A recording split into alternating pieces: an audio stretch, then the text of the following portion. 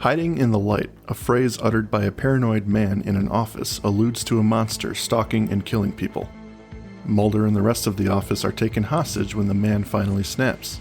Once the ordeal is over, Mulder begins to see things. What is going on?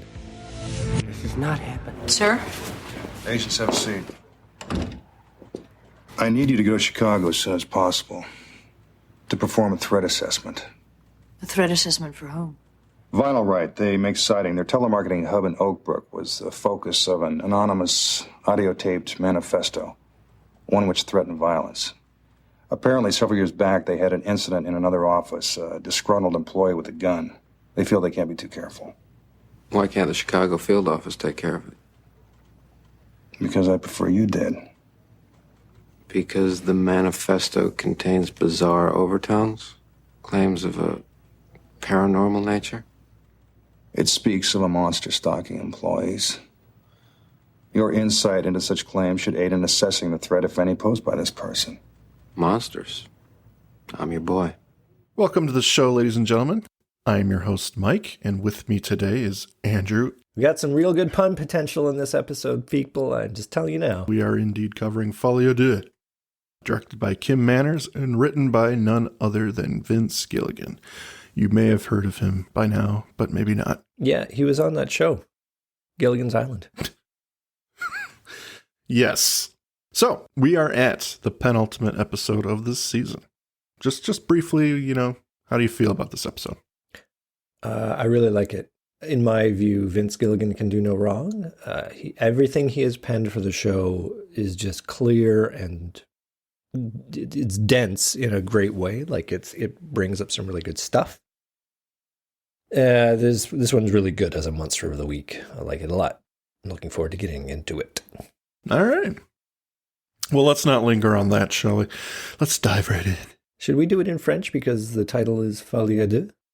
Oh, yeah. Disclaimer, the entire episode will be in French. Alors, maintenant, nous parlons en français with French Andrew. Français Andrew. Don't turn us off yet. Wait, it'll be good. It was only a joke. So we open on an office in Oak Brook, Illinois. The camera pans overhead of cubicles full of telemarketers. It closes in on a man, Brian Markinson, who also appears in Born Again in Season 1. He's speaking to a Mr. Yosa on the other line. After incorrectly guessing his name, he begins the sales pitch of Vinyl Right Sighting. The pitch puts $100 in the customer's hand just for introducing the product to them. As the man incessantly says no, the telemarketer keeps pressing on as if he doesn't hear it. I think we've all been here. He gets hung up on, and immediately the telemarketer moves on. He dials on Edith Loach. As he does, we hear a skittering noise. The telemarketer looks up from his cubicle and gets called out by the floor manager. Dial and smile, Gary. If you're not smiling, they can hear it. This character, by the way, played by Dmitry Chepovetsky. We see him again in a couple episodes, but notably in .com. Oh, you're right. Yeah, he plays one, and Apocrypha, if I'm not mistaken. Yeah.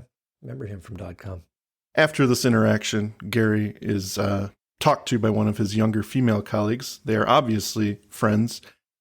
She quietly makes fun of the manager, but is interrupted by one of her own calls. Edith Loach finally answers the phone, and if you couldn't tell by her name, she is ancient. He begins his pitch, and she is unsurprisingly very interested in what he has to say and the money she might get. But during this pitch, Gary gets a little bit more distracted, and he hears more skittering. Edith begins asking questions because she doesn't understand what's happening. As Gary looks over his cubicle, we see a dark figure flitting about the office in fast, blurry motions. Gary gets increasingly afraid and whispers to Edith, "It's here." It's a real shame because I think that Gary could have made this sale. He really could have. I think Edith was on board. Edith was chomping at the bit for this sale. I've been waiting for your call all day. Tell me about that sighting. You want to give me $100? Excuse me, let me glue my teeth back in. You got to hand it to Gary for committing to the script even while the creature is running around the office. Yeah. I'm wondering if you have ever had an experience like that with the telemarketer, that they either break down or you pierce the script. I actually think he called me back in 98. Oh, you're the guy? You're the first guy? I was like, it's Yosa. Actually, no, now that you mention it, I do feel like that guy because I have a notoriously easy to pronounce name, but people think it's the hardest thing they've ever seen. To the point where they start adding and subtracting letters and making up their own name when they try it. So it was a joy back in the 90s. No doubt. I have never managed to pierce a script of a telemarketer. They get pretty good coaching to do not break the veil. Right. But COVID has been interesting in that you get a lot of people working from home now, right? So especially if you're talking to people like from the tax office or something, and they're at home, they're not in the office. Yeah, you hear kids in the background and a dog barks in the distance. Fluffy, no! That's been interesting. I'm sorry. I'd like to sell you this. I'm sorry. I need to put you on hold for a minute, but you called me. Oh, Thomas! No! Just put it in Daddy's hand. Okay. So, coming back from credits, we are in Skinner's office. Mulder and Scully enter, apparently being beckoned by Skinner himself. He needs them to perform a threat assessment in Chicago. We cut to the hall. Mulder is upset that he's getting exactly what he's ever wanted. Being the monster boy, when someone experiences something paranormal, he's the guy who gets to go investigate it. But apparently this doesn't sit well with him. Well, I'm just going to note that we do see his fingers splinted together still. Yes. Holdover from the last episode. Very nice tie-in. A nice tie-in. He tells Scully there's no need for her to even come along. He'll take care of it. And from here we cut to Vinyl Right. The actual manager, he plays Mulder the manifesto. The man on the tape talks about a monster hiding in the light. Normal people can't see it, but he knows where to look. We need to hunt it down and kill it, or it will take us all. The manager hopes it's not one of the employees, but he doesn't know who else it could be, and Mulder asks about the previous incident, and Mr. Pincus, the manager, guesses it was over a woman. He gives Mulder the tape and mentions he's performing his own investigation. Ominous. Ominous. I got to say, they cast just the right guy for Pincus. Yeah. He does not look like he could offend a fly. He is so, he's your grandpa. Mm-hmm. He's a big teddy bear. He does look like he's right at home in the vinyl siding industry. I've been doing this for 84 years, and I've only been alive for 35. Did I say 84? Mulder leaves his office. He calls Scully and has her check on the phrasing hiding in the light. He knows he's seen it before, but he has no idea where. He appreciates the help and leaves her to sift through every single X-file they've ever done. Yeah. And Scully is very happy about it. This is exactly what she wants to be doing. Right? Here she thought she could have a nice quiet, maybe a couple days, because Mulder's out of town. No. Is it just me? Is there Vince Gilligan has introduced comic elements in some of his other scripts. And I don't think he leans too hard on it in this episode. No. Not a lot. He punches those buttons just enough at the right moments, I would say. So yeah. Their banter is good, but it's not like, this is not a comic episode. No, it's not in the vein of Bad Blood or anything. Yeah. This is actually meant to be taken like serious-ish. Kind of. I agree. Yeah. As Mulder leaves the building, we see Gary look on. His female coworker Nancy gets called into the manager's office. Gary tries to stop her from going, but doesn't quite say why. As soon as she enters the door, Gary sees the creature he's been noticing inside the doorway. The door closes and she screams. No one reacts. Gary's a little disturbed by this fact. He goes to check on her, but is intercepted again by the floor manager. Dial and smile. Mark Backus, another employee, soon gets called in, and as Nancy comes out, she looks awful. Her eyes are all white, her hair is stringy and gross, her face a pale green. She says, "See, Gary, nothing to it," and sits down at her desk. When the camera cuts to behind her shoulder, she's back to normal again. She puts on her headset, sits back down, and the last shot we see of her is the pale-faced zombie sitting down. Oh boy. Can I ask why no one else heard the scream? Nancy's scream? I question that too. Because they're not all zombies. They're yet. not. I'm with you on that. It made me think that maybe this is in his mind. I do like that touch, but It's the obscure. episode leans in heavy to the idea that no, it's accurate. Like this is what he's seeing is true. So And that's the thing is like they are not all zombies, so that makes it a little less believable in this moment. yeah, Too convenient that no one heard that. I mean, I get that they're all telemarketers, but good point. They're all on the phone, but they're not all on the phone. Yeah. Anyway, the episode's trash and it's horrible. Thank because you of this for one. listening, ladies and gentlemen. We had to fill a smaller quota this month, so we're cutting the show early. That point aside, I love the rest of the episode. But Mulder is back at the field office in Chicago. He's dissecting the manifesto. Wabash Terrace in Oak Brook, there is a monster. An evil one that preys on the people there. But they can't see it because it hides in the light. I see it. I know where to look. I can't be the only one.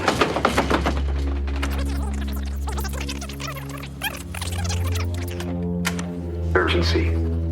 At Vinyl Right, 12340 Wabash Terrace in Oak Brook, there is a monster. An evil one that preys on the people there. But they can't see it because it hides in the light. I see it. I know where to look. I can't be the only one. We all must hunt it down and kill it. Because if we don't, it will take us all.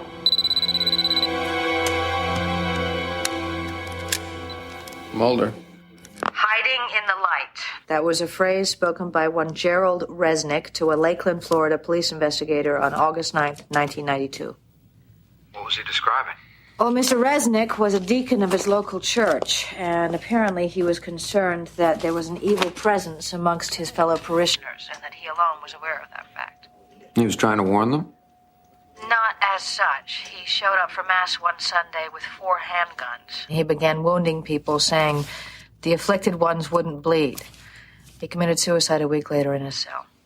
Scully, at the risk of you telling me I told you so, I think it's time for you to get down here and help me.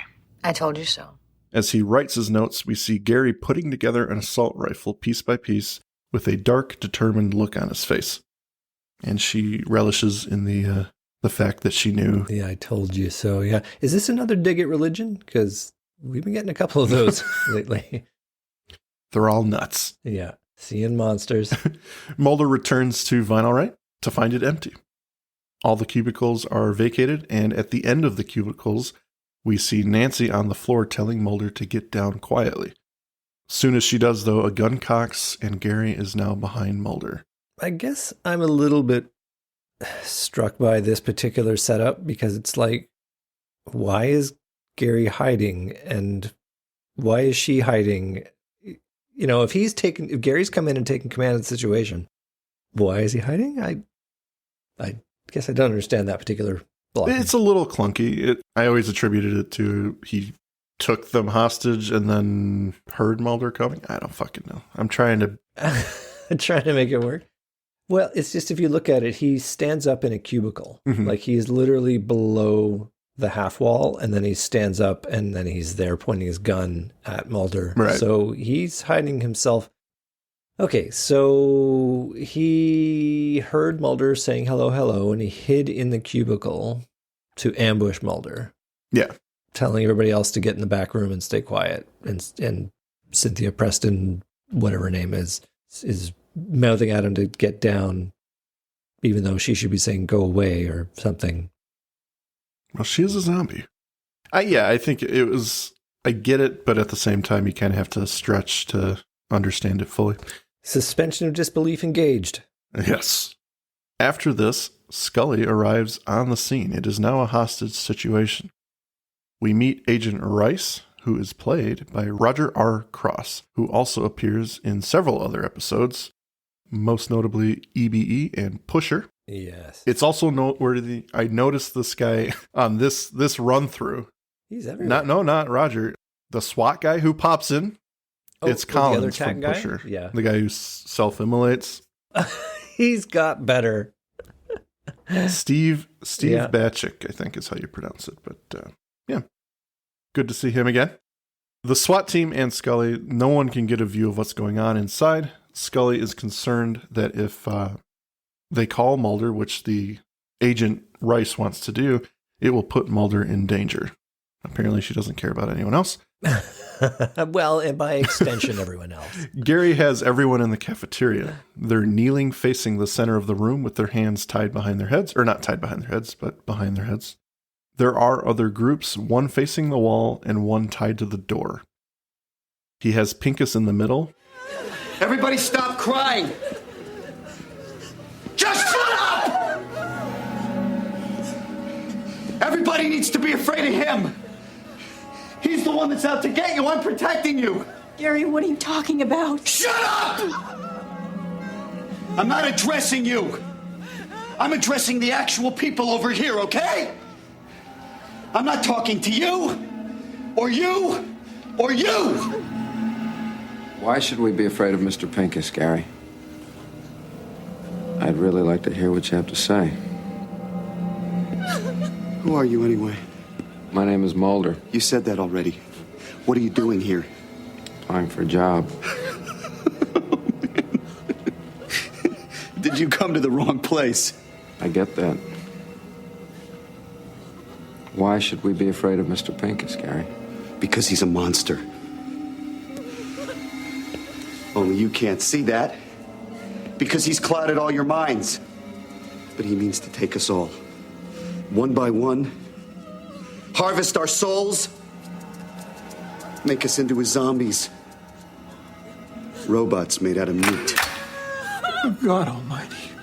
So this plays into he knows a little bit more than anyone else. Yeah. I think it's everyone against the wall is a zombie, right? Am I correct in thinking that? No, he's singled out Nancy and two others. I'm talking the actual people, not you or But it's the same line as I'm not sure why the same line of people. Yeah. Yeah.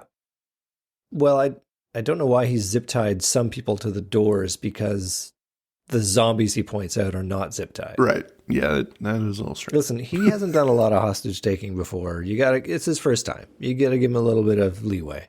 Definitely.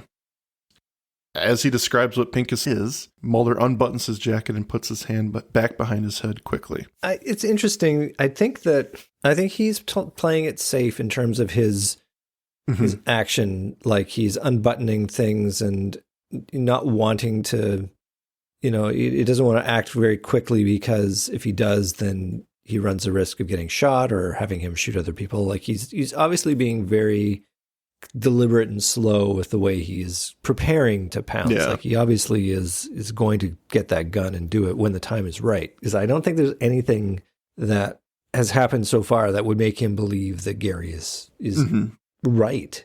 And if anything, there should be something that happens that makes Mulder go, wait a second, I just can't kill him, because he's seeing something. But that doesn't happen until after the lights go out. Mulder then says, I want to believe that Gary is protecting us, but he's afraid of the gun, and it makes it hard for us actual people to concentrate. Gary gets a little upset by this, and he notices that Mulder's talking to him in a very cautious manner. He tells him, you don't understand what's going on here, but you will. And suddenly Gary hears a hissing from above. He looks up and sees some dust falling from a vent. He begins shooting, and we get to see a bunch of SWAT leaping off a roof down the ladder in a flurry of activity. That is a cool scene, too, with those guys diving onto it almost the looked ladder. legit. I don't know if they had real people do that, or I mean, like real CGI. No, I don't know if they had like. I'm sure they're stunt people, but trained people. They're stuntmen for sure, and I bet you they had a blast doing it, jumping off the roof onto a ladder and sliding down. That was pretty cool. You bet there's an airbag under there and everything. It's a cool stunt. Yeah. Okay. While Gary is distracted shooting at the ceiling, Mulder slowly goes for his gun, but his phone rings before he can get to it. Gary goes to take the phone and notices Mulder's holster, his gun. He takes it, and Mulder gets pistol whipped for his trouble. As Gary is once again distracted, one of his coworkers lunges at him and Gary shoots him. If Bacchus, whatever his name is, Greg Bacchus, had been a little bit faster, could have taken out Gary. But zombies aren't fast runners. That's well known. And let's see, like 28 days later, then it's like, oh my God, everyone's a marathon runner. True enough. Those aren't real zombies. Anyway, so Gary finally answers the phone and says he shot a zombie. Put me on the damn TV. He wants to show the world, the public, what is going on, and he has this plan to broadcast it through the local news. Scully outside tells the officer to give him his time because they are running out of options quickly. Here's a question. Yeah. Mulder says, I'm here applying for a job. It's a nice diversion, but what would have happened if he had just said, I'm an FBI agent, Gary, and let me help you out of this? That's a good point. Maybe the usual Mike stance, defend the show. I don't know. Maybe having a person of that type of authority walk in on your hostage taking might be a little concerning to the hostage taker. Maybe it would have gotten him shot. I don't know. Well, it would have gotten him disarmed, I suppose, is maybe the first thing. I'm sure that it would have upped the tension immediately, and Gary would have had him give over his gun at gunpoint. Mm-hmm. So I see why Mulder did that, to sort of keep his options open. If I got to take this guy down, then I will, but let me see if I can talk my way out of it. Yeah. So Gary has someone remove the dead body of Mark Bacchus. He refers to him as an it. Mulder corrects him to say it's a man you killed. And Gary says wrong. It was turned into a zombie, and it was instructed to attack him by Pincus. I had no choice. Pincus then chimes in and says, if I'm the monster you're concerned about here, why do you need all these people as hostages? He's playing the card. I'm going to make sure I'm not suspected by Mulder right now. I give him more credit, actually. I love the plot turn because it's saying, it's really calling him out. It's like, if you've identified your bad guys, why not release the innocent people? You don't want to kill them. I think Gary wants witnesses. Well, Gary, I think he needs to have hostages because he knows he's crossed a line, and if he gives them all away, then he loses his leverage. So, right. He says, "Just wait till we put you on TV." The phone rings again, and Rice tells him they're sending in the camera. So we see the camera crew assembling. They do a cute little technique of faking a cord tangle and showing the officers outside the entire room so they can see if they have any breach points. And sure enough, they find one. We see the battering ram drive by and get set up into place. This is just really showing why you need to arm America's police forces with state-of-the-art military equipment. Oh, yeah. You need to give them heavy assault vehicles so they can smash through walls. If you don't have that equipment, then you might not be able to really break down hostage scenarios like this. I think it depends on the country. In Russia, they have a love for flooding rooms with gas. So you have no more hostages here. That's right. No more problem. But in America, I don't know what standard procedure. Like, obviously, they've run out of negotiation because this is where it has got them. I'm sorry, there's a moment, I don't think you got to it yet, but essentially Gary's about to blow the boss away and Mulder stands in front. There's a moment where the camera operator's hand sort of starts to dip down, and I'm wondering if that was meant to be a fake out that the camera guy's got a gun. I think so. Just because obviously he's an officer, so yeah, he's not just your average camera guy, but should have had a rocket in the camera. It just zips by Mulder's head. People of America, kablam! Just see his head explode. And now back to your regularly scheduled programming. Ratings go through the roof. Don't see that every day. But I guess regular America's not seeing it because they're actually playing a joke on him. They're CCTVing it. They're bouncing the image back into Vinyl Right, and they're making Gary think it's broadcasting to people. It's a good Those damn agents. You just can't trust law enforcement. So they get the feed going, and we see Mulder with Gary standing behind him, threatening him. He addresses the nation. People of America, A monster walks among you. Go, pan over.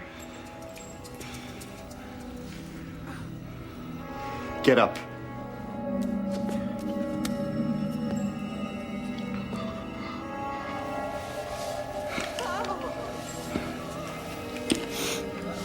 Now I'll show it to you. No, Gary. Get out of the way. Don't do this. Get out of the way! Don't do this, Gary. Get out of the way! Put down the rifle. Get out of the way now!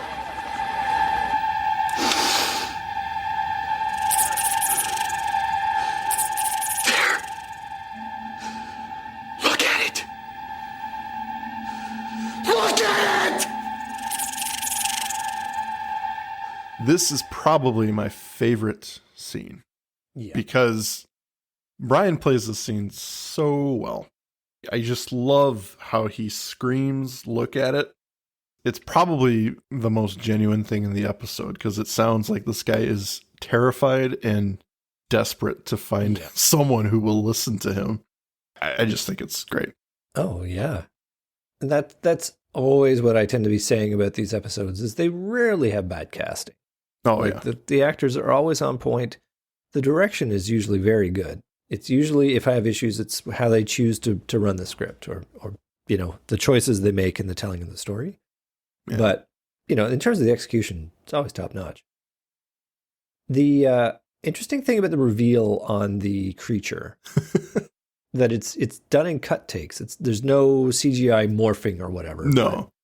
I gather that the creature mock-up they did for this episode was not good. It was not well received by the crew. So they did a kind of Jaws technique where it's implied, or they do a lot of post work on it to make it look creepy. But I think if you had it just, the plain light reveal, it would have been awful. It would have been terrible.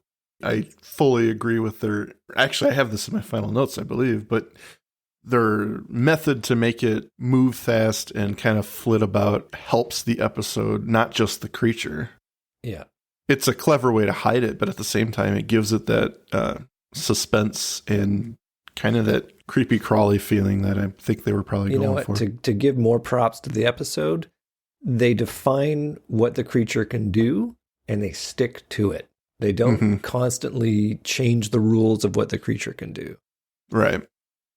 As Mulder slowly turns his head back, we get a close-up of the bug's face, and probably the worst shot, to be fair. Yeah. But it's short, and as he turns back to Gary, the battering ram breaks through, the SWAT team pops out, and they shoot Gary before he can react. I'm freeze-framing that whole business. I think it's three shots. The vehicle itself is ridiculous. Like... It's got machine guns on a turret, and then the guys pop out and shoot. It's like it's intense. They were making sure that they were ready. Well, like I said, the law enforcement, when it's properly armed, will do the job. But yeah, like it drives through the wall. That's impressive. Yeah. As the SWAT team swarms in, they check Gary. The hostages look on in terror, and Mulder takes a creepy, slow look back at Pincus. He's seen something now. He kneels down next to Gary before he dies. He whispers, "Now you know." Uh-oh. Gary passes. And that, ladies and gentlemen, is how you exit the show. We will never see Brian again. He went out with a great episode. I really like this turn in the episode because your average episode is the whole cat and mouse game, and then it gets resolved in minute 40 out of 42, right? Yeah. But we're halfway through the episode, and our antagonist has died, only for us to now cast a glance at our next antagonist. Right. It's well done. I think the pacing in this episode keeps you on your toes, and even though the audience has more information, and we are likely to believe Gary, even before this scene, it just makes it more fun because now that torch of no one believes me is passed back to Mulder, and even though that's where he usually is, this carries a different weight. Yeah. Coming back from commercial, Everyone's being tended to. Mulder asks Pincus why Gary fixated on him. He says, I don't know. I try to be a good guy to work for. Mulder takes the moment to mention the other attack some time ago. Have you ever worked there? Yes, he has. And how about Lakeland, Florida? Pincus mentions he has family there. And we see the wheels turning in Mulder's head. And Scully asks Mulder what's wrong. He says he doesn't know. Back at the FBI, in his office, Mulder is drawing lines on a map of the country. Scully comes in. He starts going 0 to 60, talking about all the files he's come across with similar details, hiding in the light, hiding in plain view, all to explain some manifestation of an evil seen only by the person causing the damage or taking hostages. Vinyl Right has offices within 50 miles of 4 of the 7 cities Mulder has identified. Pincus has worked for Vinyl Right for 10 years, and he thinks he's onto something big here. What if Gary Lambert was right? Hot take. Mulder has a concussion. Likely. No, but he tries to justify his the possibility of a creature like this existing to Scully, because obviously she's pushing back on the idea that that Gary Lambert was even remotely sane. And he brings up praying mantis, the mantid family, and how they can hypnotize their prey. I think it's a cool illusion, I guess, if you want to put it that way. Yeah, I mean, he's figuring out what we already have seen as the audience, and now he's leaning into it. I dig it. It takes us into familiar and comfortable territory in terms of the relationship between Mulder and Scully, where he is putting out there a crazy theory and she is, presenting the opposite counter argument. Mm-hmm. This is exactly where the show likes to be. As far as, whether it's believable, it does come off the end of a violent incident where he was held at gunpoint. His life was pretty much hanging in the balance, and he hasn't slept. So there's a lot there. Obviously, we can't take Scully's side because we know that Mulder is right, because we have seen what he has not seen. Mm-hmm. So Scully ultimately resists the idea that he could be right. The man was disturbed. In Mulder's line, I really like it here. Did he see it because he was disturbed, or was he disturbed because he saw it? Mm-hmm. Which is good. It gives a legitimacy to Gary that I actually appreciate. Scully says he was mentally ill. The monster was just a sick fantasy. And then Mulder lays the bomb on her. I saw it too. So what does that mean? Yes. And this is where she breaks out the title of the episode. Yep. Kidnappers' delusions can be passed on to their victims. And Mulder says, Folie A Deux? No, Miss Scully. You are wrong, madam. And it's not Helsinki syndrome either. Yes. Well, at least he has the conversation as opposed to just doing it, right? Like, he's giving her. He's respecting her enough to ask her opinion and then just disregard it. Period. Well, I do like though that they are allowed to disagree, and that ultimately, if he's motivated to do his own research and she's not, then they're not forced to work together. Right. So I do like it that it goes this way, but obviously she's going to relent later on. Yeah. It's the Mulder show. Yeah. Mulder is dead set on that maybe we can prove it. He mentions the zombies and that the man that Gary shot was one such person. So if she could just do an autopsy, that should be able to prove it. And she says no. He takes this opportunity and says, fine, I'll do it without you. Exits. I'll do the autopsy myself. You see him down there with a knife, scissors. I don't know what I'm doing. What's the hatchet for? Mulder goes back to Chicago. He's with Agent Rice, and they're in Gary's home looking for clues. Immediately when they walk in, there is an identical map to what Mulder just made in his office. All the same pinpoints. Rice calls it stalking, and Mulder corrects him and gathering evidence. As Mulder looks out the window, he sees Nancy staring up at them. He runs out to catch her, but she's gone. He loses her, but then he sees a car peel out and drive off. The camera cuts to show both her and Pincus driving away. So it's building rather quickly. They're not pulling any punches anymore. And I think more to the point that we are seeing evidence of him being able to control the minds of his zombie minions. Yes. Yeah. Back in Skinner's office, Scully arrives. He wants insight into Mulder's current behavior. Why is he back in Illinois?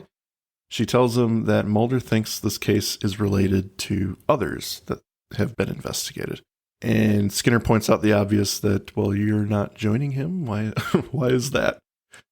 That and the Chicago field office is describing Mulder's behavior as erratic. She says she'll join him immediately, and then he says, don't you have an autopsy to get to? Obviously, Mulder has signed her up for this autopsy anyway, even though she refused to do it. Yeah. I like that. It's funny. It's funny. I have a little bit of a doubt that she would not get notified somehow. I don't know if you have to, first in line gets to do it. There's only one person in the FBI who can do autopsies, and it's Dana Scully. Apparently. Dana Autopsy Scully. No, why incision Scully? That's what it is. Yeah, she puts the Y in incision. So we go to the morgue. Scully is there with another agent. She tells him to do an external examination only. She too can play at this game. He begins recording and photography. Sorry. He begins recording and photographing. He takes audio notes of his examination and places the time of death between 24 and 48 hours ago. Scully says, no, he died late yesterday. That can't be. And the man says, well, it seems longer to me. Which is just what she wants to hear because, sure enough, things are sliding in Mulder's direction. That body does look like it's pretty gross. Oh, yeah. Not the best makeup work on the face, but good. Enjoyable. I have to admit, the zombie effects are a bit hit or miss. Like, Cynthia Preston, who plays Nancy, she gets a zombie effect, when she's first turned into a zombie, which has got the kind of the gray veins in it. The greenish gray, yeah. And then when Mulder sees her as a zombie at Gary's house, she's got green skin.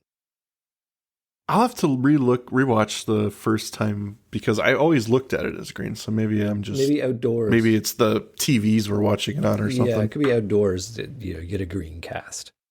Anyway, it's creepy, but it's not consistent. Yeah. Back in Chicago at night this time, Pincus pulls up to a house and he walks up. Mulder is stalking him from a distance in his own car. We see Pincus go around back and Mulder tails. The TV is playing inside, and Mulder spots an open second-story window. He climbs up and peers in. He sees the dark creature behind a woman who's watching TV. We hear a scream. Mulder breaks in. He approaches the woman who is zombified and apparently is just sitting on the couch. She's not scared, dead, nor is she reacting to Mulder at all. She's just watching TV. As you do. I like it. It adds a level of creepiness that I don't even know if it matters, but I like it. Like, she was just attacked. She's been turned into a zombie, and now she's just chilling. Well, she's not paying any attention to Mulder, which I think is kind of cool. Well, I think it's the idea of the monster conceit, though, right? Like, we know that when the monster does its thing, it provokes a scream, because it did that with Nancy, and it's doing that here. So that I dig. And there was probably a period of time when this injection does what it does to turn her into a zombie. So I am totally on board with the fact that she is non-responsive. Yeah. Very cool. Mulder's looking around. You can see this really cool shot. The camera kind of comes down from a lower angle and you see the creature climbing on the ceiling behind Mulder. Yeah. Yeah. It's creepy. He turns to a noise, goes back to the window he came in. He peers out, looks up, and we see the creature crawling up the side of the house. Yeah. Not the best shot of the creature, but I still like it. It's good. The creepiness of this scene, I think, is what I'm referring to. It's on par. It's good. Now, are we looking at it through 2023 eyes? Like, in 97, 98, would we be as judgmental? I think I would be. I don't mean that to be like, oh, me. It looks kind of like a dude in a suit just climbing up the side of the house. I don't know. I don't even know if it is. I mean, I think they've done I think it's some CGI because it looks distinctly not like a dude climbing up the side of the house to me, or climbing and then compositing it there. Like it has a very non-human look to it. So it's some amalgamation of several clips spliced together. Yeah, but they've sped it up for sure. There's an animation quality to it. Yeah, but it definitely doesn't do anything for his credibility, that whole scene. And I wonder if this is partly a setup, too, because certainly Pincus takes advantage of it in the following scene. Mm-hmm. That's good eye, Andrew. Yes. We open on the woman who was just attacked. She's in an office with Mulder, Pincus, and now Skinner, so we know the shit has hit the fan. He has flown down here specifically because of this, the complaints against Mulder. She's describing the event. Something was creeping in towards her. The next thing she knows, this madman, she looks at Mulder, and he's waving his gun around, worse than Gary was at the office. So she's painting Mulder in a very, very bad light here. I don't know why Mulder is here. Can you imagine? He's just like looking at Skinner like... Well, I mean, if you're... All of this is true. If you're, what's her name? Gretchen, and you have just been essentially, quote unquote, assaulted or invaded, her home's been invaded by this lunatic. I think it would be pretty damn insensitive to put her in the same room with this guy. And like, tell your story to him. Don't just pretend he's not here. That's a good point. I don't think I ever thought about that. I mean, that's funny. Maybe because we know she's being controlled, and this is essentially the setup by Pincus to essentially sack Mulder pretty hard. It kind of works, but at the same time, modernized, no way you would do this to that woman. You'd be separate buildings. Yeah, exactly. He'd be locked up somewhere on suspension. Yeah. So she is escorted out of the room by Pincus after Skinner apologizes. She says Mulder has no business carrying a gun. You got to her too, didn't you? Agent Mulder. I was too late. You changed her somehow. You infected her. Agent Mulder, think very carefully about the next words that come out of your mouth. Once again, I apologize. There's no need. I'm well aware of the stress Agent Mulder's been under, and I still consider him a hero, which is why I want to handle this privately. We appreciate that. For my part, I'm happy to let this entire matter drop. I'm sure I can persuade Miss Starnes to do the same, provided Agent Mulder is amenable. You don't see what's going on here. I'm afraid I do. Lambert knew your secret. He knew you were sucking the humanity out of these people, feeding on them. Agent Mulder, That's enough. I don't want to hear another word out of you. If you care about your career, then you'll knock this crap off. Because I guarantee I will not stand for another second of this abuse. Do you understand me? Skinner's yelling at Mulder. We hear that trademark fluttering noise, and Pincus closes in behind Skinner. It's at this moment that his form shapeshifts a little off and on. This is probably the most CGI part of this episode. Yeah, not amazing. Not great. That's whatever. Mulder pushes Skinner out of the way. They enter into a little bit of a scuffle where Skinner, of course, gains the upper hand, pins Mulder down.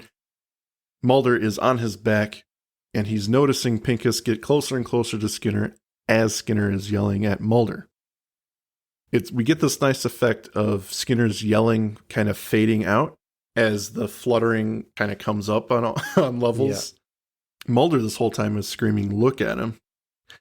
He catches a glimpse of Pincus, who just has this slight smile on his face because this played out exactly how he wanted it to. And the next scene, we see Mulder getting tied to a gurney in a hospital. 5 years with me, Scully. You must have seen this coming. It's so good. That's fantastic. She has this sympathetic look on her face like, oh my God, what have you gotten yourself into?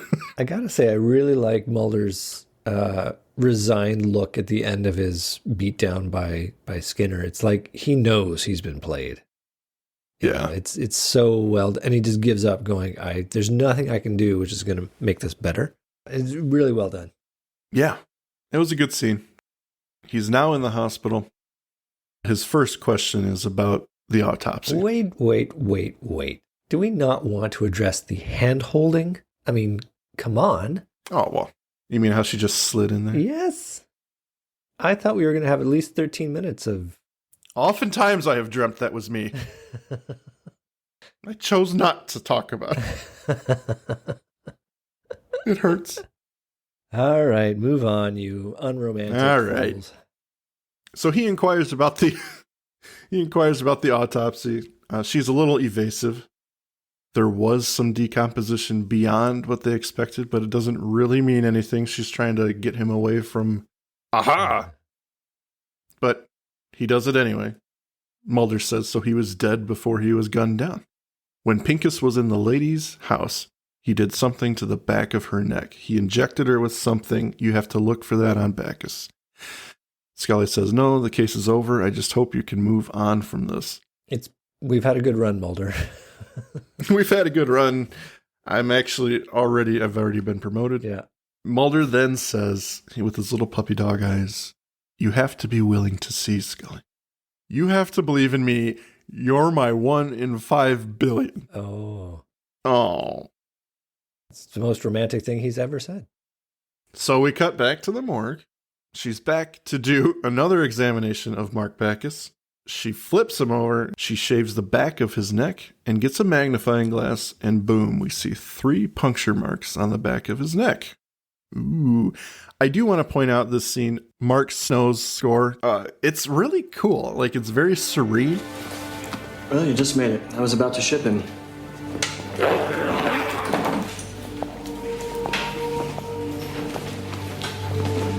Full autopsy this time? No, let's flip him. Flip him over? Yep. Give me a hand.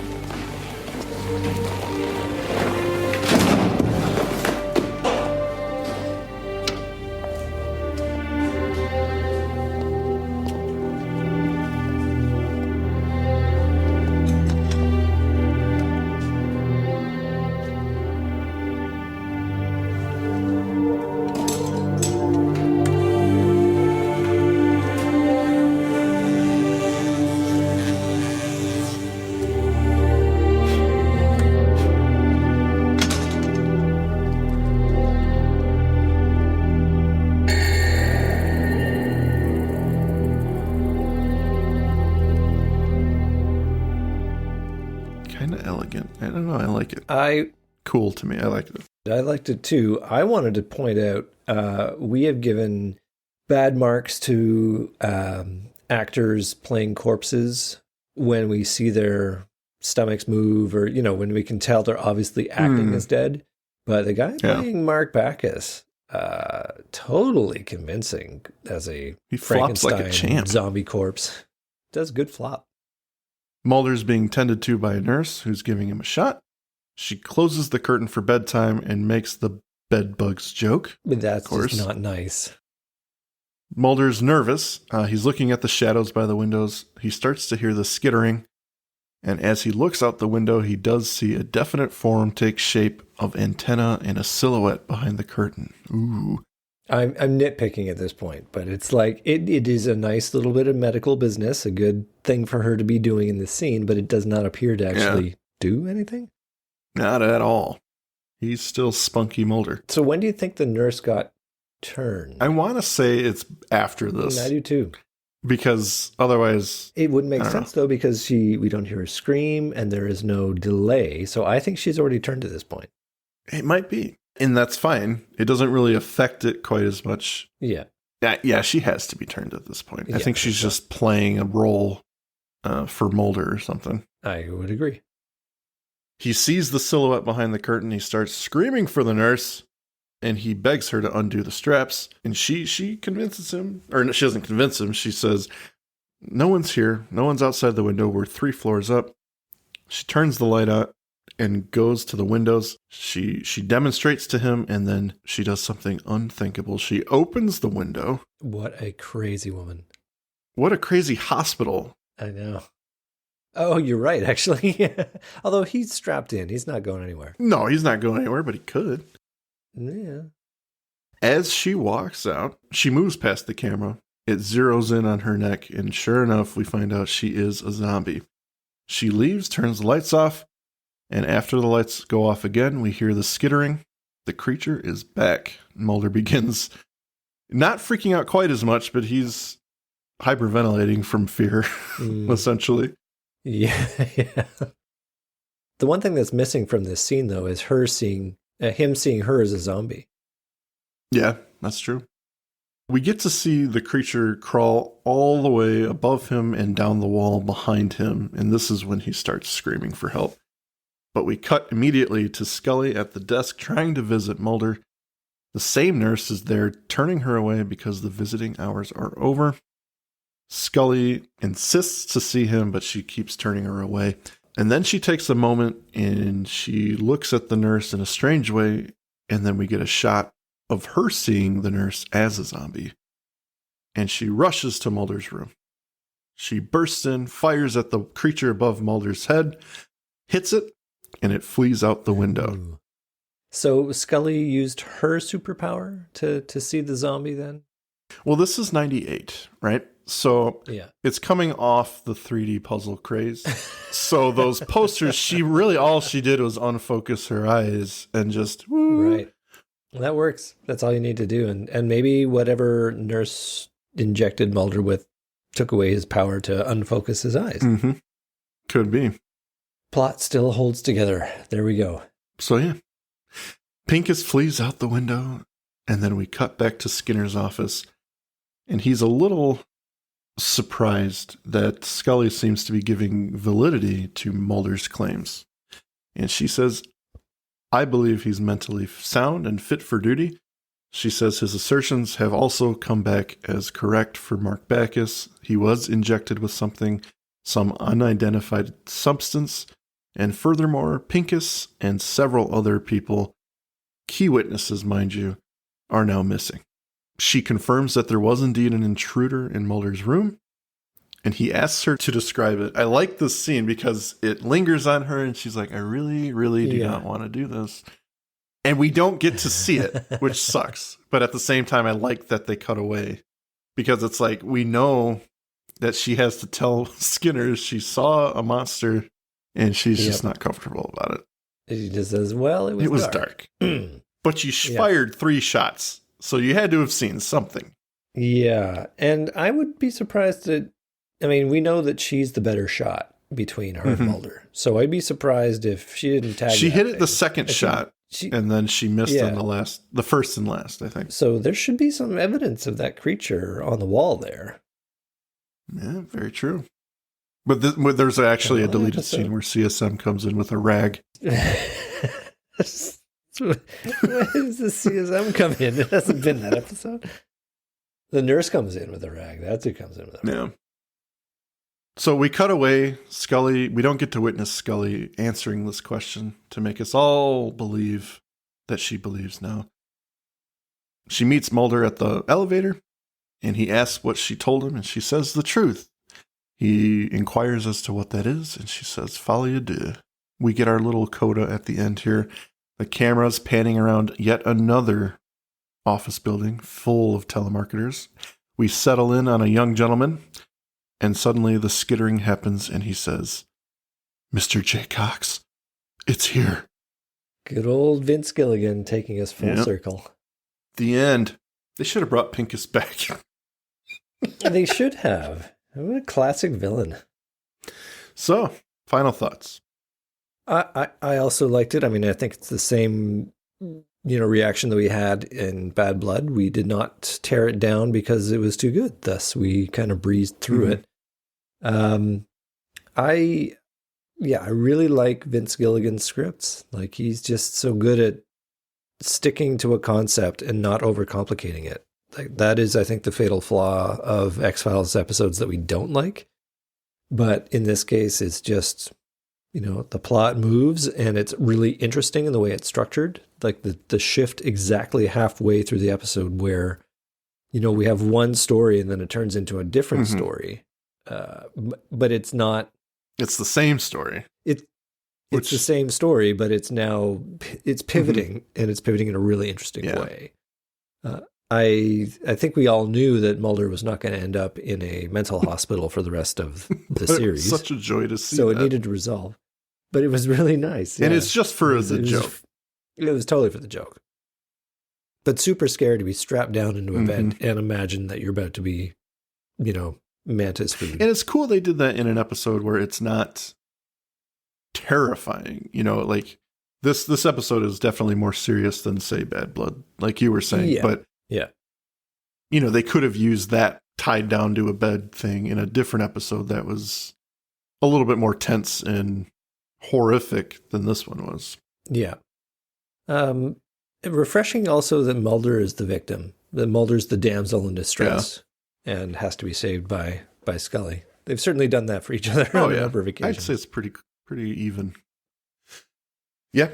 I love this episode. I would say it's probably one of my favorites of this show. And I don't know if I'm being fair in that to other episodes, but right now I just love this episode. It's a fun time. Better than Clyde Bruckman? No. Nothing, ladies and gentlemen, is better than Clyde Bruckman. Yeah. But it speaks to Vince Gilligan and his tactics. I think he's definitely evolved as a writer throughout this show.